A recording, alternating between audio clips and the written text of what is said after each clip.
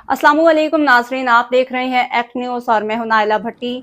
Act news को ईंटों के भट्टे पर मुबैना माली फ्रॉड से मुतालिक वीडियो मौसूल, पुलिस की तफ्तीश जारी। फैसलाबाद एक्ट न्यूज़ को ईंटों के भट्टे पर काम करने वाली मजदूर खातून आसिया बीबी से मुतालिक एक मुबैना वीडियो मौसूल हुई है, जिसमें बज़ाहिर एक गैर मुल्की शख्स ईंटें तोड़कर ख़ानदान को भट्टे की ग़ुलामी से आज़ादी की अलामत पेश करता दिखाई देता है।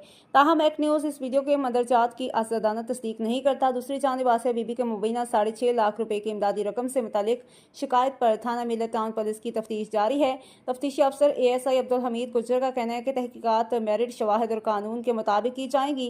आसिया बीबी का इल्ज़ाम है कि बैरून मुल्क से उनके खानदान के लिए भेजी गई इमदादी रकम उन्हें मुकम्मल तौर पर नहीं मिली, जबकि नामजद शख्स अदील मसीह ने पुलिस को बताया कि उनका इदारा सिर्फ 50,000 रुपये की माली मदद करने का था।